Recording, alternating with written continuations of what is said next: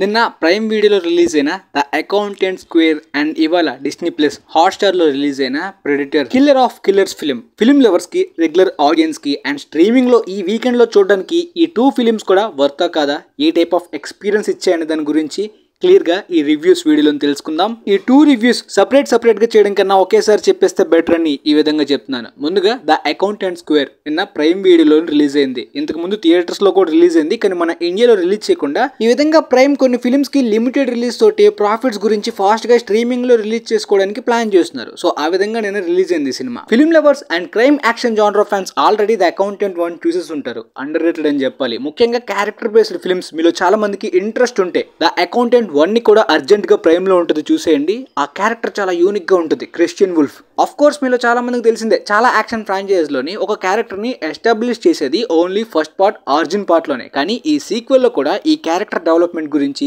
Reveal చేసే కొన్ని extra moments ఈ పార్ట్ 2 స్టార్టింగ్ ఫస్ట్ యాక్ట్ లోని ఒక మంచి ఎంటర్టైనింగ్ యాంగిల్ ని కూడా చూపించారనమాట. ఆల్రెడీ సస్పెన్స్ గానీ, సీరియస్ టోన్ గానీ హెవీగా బిల్డ్ అవుతుంది ఒక మిస్టరీ అయితే మాత్రం. బట్ ఫస్ట్ పార్ట్ లాగా కంప్లీట్ సీరియస్ టోన్ కాకుండా చాలా మంచి హ్యూమర్, న్యాచురల్గా, హిలేరియస్గా, ఎంటర్టైనింగ్గా కొన్ని సీన్స్ అయితే అదిరిపోయేలాగా వర్క్ అయ్యాయి. ముఖ్యంగా బెన్ అఫ్లెక్ యొక్క క్రిస్టియన్ వుల్ఫ్ అండ్ జానీ బెర్న్థెల్ యొక్క ఆ బ్రాక్స్టన్ క్యారెక్టర్స్ మధ్య ఆ కాన్వర్జేషన్ లైన్స్ అయితే చాలా న్యాచురల్గా, హిలేరియస్గా, పిచ్చ ఎంటర్టైనింగ్ స్టఫ్ అని చెప్పాలి. వీళ్ళిద్దరి కెమిస్ట్రీ కూడా అంత పర్ఫెక్ట్గా కుదిరింది. ఫస్ట్ పార్ట్లో ఉన్న ఈ టూ క్యారెక్టర్స్ యొక్క కాన్ఫ్లిక్ట్స్ని సెకండ్ పార్ట్లో ఈ విధంగా కంటిన్యూ చేయడం, ఆ బాండ్ని, ఎమోషనల్ వెయిట్ ని కూడా బిల్డ్ చేసే విధానం అద్భుతంగా కుదిరింది. అయితే డబ్బింగ్ లో ఈ డైలాగ్స్ ఎలా వర్క్ అయ్యాయని కొన్ని సీన్స్ ని డబ్బింగ్ వెర్షన్ లో పెట్టి మళ్ళీ రిపీట్ వేశాను. ఇంగ్లీష్ స్క్రిప్ట్ లో ఉన్న ఆ ఒరిజినల్ డైలాగ్స్ ని తెలుగు డబ్బింగ్ లో కంప్లీట్ గా మార్చేశారు. ఆ వాయిస్ కూడా కొద్దిగా సీరియల్ వైబ్స్, అంటే ఆ ఒరిజినల్ వెర్షన్ లో ఉన్న ఆ హ్యూమర్ పర్ఫెక్ట్ గా జనరేట్ అవ్వలేదు ఆ సీన్స్ లో అనిపించింది. ఈ ఎంటర్టైనింగ్ స్టఫ్ తో పాటు ఫిల్మ్ లో ఉన్న ఆ మిస్టరీ పాయింట్ ని కూడా రివీల్ చేసే విధానం అయితే అదిరిపోయేలాగా అనిపిస్తుంది. ఫస్ట్ పార్ట్ లానే సీరియస్ టోన్ కాకుండా ఈ మిస్టరీని రివీల్ చేసే ఎలిమెంట్ కూడా చాలా మందికి ఇంప్రెస్ చేస్తుంది. ఫస్ట్ పార్ట్ కన్నా ఎక్కువగా అనిపించచ్చు కూడా. కాకపోతే ఫిలిం బిగినింగ్ యాక్ట్లోని ఈ ప్లాట్ అనేది సింపుల్ లానే అనిపిస్తుంది, సీక్వెల్ పాయింట్. కానీ తర్వాత రివీల్ చేసిన ఈ మిస్టరీ పాయింట్ అయితే అద్భుతంగా సర్ప్రైజ్ చేస్తుంది. ఈ క్యారెక్టర్స్ ప్రొసీడింగ్స్ కానీ, డెవలప్మెంట్ కానీ, ఆ డైలాగ్స్, ఆ ఎంటర్టైనింగ్ సీన్స్ కానీ పర్ఫెక్ట్గా ఈ సీక్వెల్లో కుదిరే. కాకపోతే నేను డిసప్పాయింట్ అయిన మేజర్ పాయింట్ ఏంటంటే యాక్షన్ సెట్ పీసెస్ ఉన్నాయి, కాకపోతే కొద్దిగా యూనిక్ యాక్షన్ సెట్ పీసెస్ ఏమైనా ఉంటాయా ఈ సీక్వెల్ పార్ట్లో అనుకున్నాను. కానీ ఆల్రెడీ చాలా ఫిల్మ్స్లో చూసేసిన యాక్షన్ సెట్ పీసెస్ వైబ్సే వచ్చాయి. ముఖ్యంగా క్లైమాక్స్ కూడా ఏదైనా యూనిక్గా యాక్షన్ సెట్ పీసెస్ని కూడా ఇలాంటి సీక్వెల్స్లో క్రియేట్ చేస్తే ఫస్ట్ పార్ట్ కన్నా ఆ ఎక్స్ట్రా మూమెంట్స్ కూడా పెరుగుతాయి కదా. సో అదొక్కటే మిస్ అయిన ఫీలింగ్ వచ్చింది.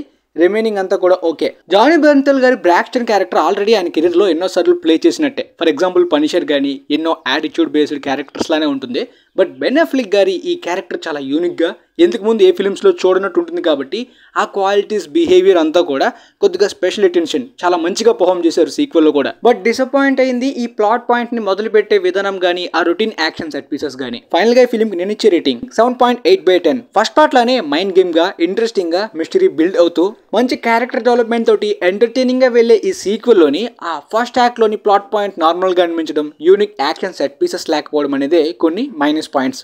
ఆ తర్వాత ఇవాళ డిస్నీ ప్లస్ హాట్స్టార్లో రిలీజ్ అయిన predator killer of killers animated film ఫ్రాంచైజ్లో కూడా పార్ట్ అయినా కనెక్ట్ అయి ఉంటుందా లేదా అనే దాని గురించి చాలా మంది నాకు అడిగారు. ఇది ఫ్రాంచైజ్లో ఒక భాగమే, అలానే హెవీగా కనెక్ట్ అయి ఉండదు, ప్రీక్వెల్ ఈవెంట్స్ లానే ఉంటుంది. కాబట్టి ఈ ఫ్రాంచైజ్లో ఏ ఫిలిం చూడని వాళ్ళకి కూడా చూసేయచ్చు. కాకపోతే ఈ ప్రెడిటర్ యొక్క కాన్సెప్టే అసలు అర్థం కాదు, ఏంటిది, డజంట్ మేక్ ఎనీ సెన్స్ అనిపిస్తుంది అనమాట. ఫ్రాంచైజ్ మీద, ఆ కాన్సెప్ట్ మీద టచ్ ఉంటే పర్లేదు. ఇన్ఫ్యాక్ట్ ఈ ఫిలిం ఎండింగ్కి ప్రే ఫిలిం యొక్క రిఫరెన్స్ కనెక్షన్ కూడా ఉంటుందన్నమాట. ఇట్ మేక్స్ మోర్ సెన్స్, అంటే ఫ్రాంచైజ్ని చూసే వాళ్ళకి అనమాట. ఆల్మోస్ట్ ఈ ప్రెడిటర్ ఫ్రాంచైజ్ యొక్క రెప్యుటేషన్ పడిపోయి నెగిటివ్ రివ్యూస్ తోటి ఎన్నో సంవత్సరాలుగా పడిపోతున్న ఫ్రాంచైజ్కి ప్రే ఫిలిం తోటి పూర్వ వైభవం అందుకుంది. అలా ఈ ఫ్రాంచైజ్ని రివైవ్ చేసిన డైరెక్టరే మళ్ళీ ఈ ఫిలింని కూడా డైరెక్ట్ చేశారు. అయితే ఈ స్టోరీని ఆయన ఒక యాంథాలజీ టైప్లోని, అంటే వైకింగ్ నుండి వరల్డ్ వార్ 2 వరకు పవర్ఫుల్ సోల్జర్స్ని ఈ ప్రెడిటర్స్ ఎదుర్కొనే విధమైన ఈవెంట్స్, ఆ 3 క్యారెక్టర్స్ అండ్ ఈవెంట్స్ యొక్క కనెక్షన్ పాయింట్ కూడా బాగానే వర్క్ అయిందని చెప్పాలి. ముఖ్యంగా నాకైతే ఈ స్టోరీస్లోని సోర్డ్ స్టోరీ బాగా నచ్చింది. సెకండ్దే. థర్డ్ స్టోరీ మొదలయ్యేసరికి రిపిటేటివ్గా, ప్రిడిక్టబుల్గా మారిపోయినప్పటికీ action, Indians, adventurous moments, thrill moments అయితే మాత్రం ఈ 3 స్టోరీస్లో కూడా ఒకే లెవెల్లో హ్యాండిల్ చేయడానికి గట్టిగా ప్రయత్నించినట్టు. ముఖ్యంగా యాక్షన్, అడ్వెంచరస్ పాయింట్సే 3 డిఫరెంట్ స్టైల్స్లో ఉంటాయి కదా, 3 డిఫరెంట్ ఎరాస్, 3 డిఫరెంట్ క్యారెక్టర్స్ అన్నప్పుడు. సో యాంథాలజీలోని ఈ 3 పాయింట్స్ అనేవి ఒక పవర్ఫుల్ ఇంటెన్సే క్యారెక్టర్ డెవలప్మెంట్ లో ఉంటుంది కాబట్టి ఆ యాక్షన్ అడ్వెంచరస్ మూమెంట్స్ కూడా ఒకే లెవెల్లో మెయింటైన్ చేశారు కాబట్టి ఎండింగ్ అయ్యేసరికి క్లైమాక్స్ కి వచ్చేసరికి ఈ ఫ్రాంచైజ్ లోనే ఒక కొత్త స్టైల్ కాన్సెప్ట్ లాగా ఒక కొత్త స్టోరీ బిగిన్ అవుతున్నట్టు ఒక కొత్త ఫిలిం కి ప్రీలూడ్ ప్రీక్వెల్ లాగా అంటే సెటప్ లాగా వర్క్ అయింది అనిపించింది అనమాట. ఎండింగ్ కంప్లీట్ గా స్టోరీ ఎండ్ అయిపోలేదు, సీక్వెల్ కంటిన్యూ చేసే పాయింట్ లాగా కనిపించింది కాబట్టి తీస్తే యానిమేటెడ్ సీక్వెల్ కాకుండా ఒక film or web series same pattern తో కంటిన్యూ చేసే రేంజ్ పొటెన్షియల్ ఆ ఎండింగ్ రిఫరెన్స్ కూడా అలానే ఉంది. సో డైరెక్టర్ ఈ ఫిలిం ని ఏదో క్యాజువల్ గా యానిమేటెడ్ స్టైల్లో ఈ ఫ్రాంచైజ్ లో ప్రయత్నించినట్టు మాత్రమే అనిపించలేదు. ఫ్రాంచైజ్ లో అప్కమింగ్ గా ప్లాన్ చేసుకున్న పెద్ద ఈవెంట్స్ కి ఇది ఒక బిగినింగ్ హింట్ లా అనిపించింది. చూద్దాం మరి ఆయన ఎలా కంటిన్యూ చేస్తారో ఏం ప్లాన్ చేస్తారో. ఇది కంప్లీట్ గా routine predator type of film లా అనిపించదు. ఇన్ఫాక్ట్ ఆ ఎండింగ్ ప్రే యొక్క రిఫరెన్స్ చూసినప్పుడు ఆర్నాల్డ్ గారి ఒరిజినల్ ప్రెడిటర్ ఫిలిం యొక్క వైబ్స్ కూడా వెంటనే గుర్తొచ్చాయి. అది కూడా మనం యూజ్ చేసుకోవచ్చు కదా సేమ్ ప్యాటర్న్ తో అనిపించింది ఫ్రాంచైజ్ లోనే. బట్ అదేంటో చెప్తే స్పాయిలర్ అయిపోతుంది, ఫిలిం చూస్తే మీకు క్లారిటీ ఉంటుంది. ఎనీవే ఇక మైనస్ పాయింట్స్ విషయానికి వస్తే చాలా వరకు యానిమేటెడ్ స్టైల్ అనమాట. యానిమేటెడ్ ఫిలిమ్స్ లో కూడా క్వాలిటీ రావడం కోసం ఎక్కువ బడ్జెట్స్ ఖర్చు పెడతారు, మనందరికీ తెలిసిందే. బట్ ఇలాంటి ఓటీటీ యానిమేటెడ్ ఫిల్మ్స్ కి ఆ రేంజ్ లో ఖర్చు పెట్టలేరు. బట్ టీవీ షోస్ కి పెట్టే రేంజ్ బడ్జెట్స్ లో అయినా సరే ప్రయత్నించాల్సింది కదా అనిపించింది అనమాట. యానిమేటెడ్ ఫ్రేమ్ రేట్ క్వాలిటీ అయితే మాత్రం చాలా పూర్ గా అనిపించింది. అంటే పిక్చర్ లోని డీటెయిలింగ్ అయితే మాత్రం అద్భుతంగా కనిపిస్తుంది, కానీ మూవ్ అవుతున్నప్పుడు ఆ ఫ్రేమ్ రేట్ అయితే మాత్రం చాలా స్లోగా అన్కంఫర్టబుల్ గా లో క్వాలిటీ మోషన్ తో ఏదో ప్రీలూడ్ కామిక్స్ చూస్తున్న వైబ్స్ వచ్చి తెప్పించి యానిమేటెడ్ ఫిలిం వైబ్స్ రాలేదు. అది బాగా డిసప్పాయింట్ అయ్యాను నేను. బట్ కొన్ని విజువల్స్ అయితే స్టన్నింగ్ గా ఉన్నాయి, డీటెయిలింగ్ అయితే అద్భుతంగా ఉంది, ఫేషియల్ ఎక్స్ప్రెషన్స్ కానీ ఆ విజువల్స్ కానీ. కానీ ఒక్క ఈ మోషన్ ఫ్రేమ్ రేట్స్ లో మాత్రమే ఆ క్వాలిటీ పడిపోయింది. ఒకవేళ థియేట్రికల్ యానిమేటెడ్ ఫిలిం చేద్దామన్నా ఈ స్టైల్ యాక్షన్ ఫ్రాంచైజ్ కిడ్స్ ని ఎంటర్టైన్ చేయవు, ఫ్యామిలీస్ ని అట్రాక్ట్ చేయవు. కాబట్టి ఒరిజినల్ యానిమేటెడ్ యొక్క మార్కెట్ ఈ ఫిలిమ్స్ ఇలాంటి టైప్ ఆఫ్ ఎక్స్పెరిమెంట్స్ అసలు అందుకోలేవు. మొన్న ట్రాన్స్ఫార్మర్స్ 1 కి కూడా అలానే జరిగింది కదా. అఫ్ కోర్స్ యానిమేటెడ్ ఫిల్మ్స్ అంటే డిస్నీ, పిక్సార్ కానీ, మినియన్స్ కానీ, మొన్న ఇన్సైడ్ అవుట్ 2 కానీ 1 బిలియన్ 1.5 బిలియన్ వరకు వెళ్లే మార్కెట్ ఉంది కిడ్స్ అండ్ ఫ్యామిలీస్ లో. బట్ ఈ స్టైల్ యాక్షన్ ఫ్రాంచైజెస్ కి కిడ్స్ ఫ్యామిలీస్ అట్రాక్ట్ అవ్వరు కాబట్టి ఫోర్స్డ్ గా యానిమేటెడ్ స్టైల్ కి మార్కెట్ రాదు.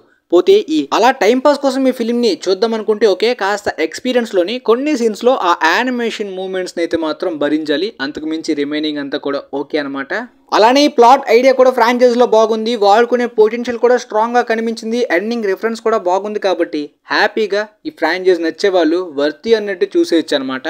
ఇన్ఫాక్ట్ అప్కమింగ్ రాబోయే బ్యాడ్ ల్యాండ్స్ అద్భుతంగా ఎంటర్టైన్ చేయొచ్చు కూడా. ఫైనల్ గా ఈ కిల్లర్ ఆఫ్ కిల్లర్స్ ఫిల్మ్ కి నేను ఇచ్చే రేటింగ్ 7.5/10.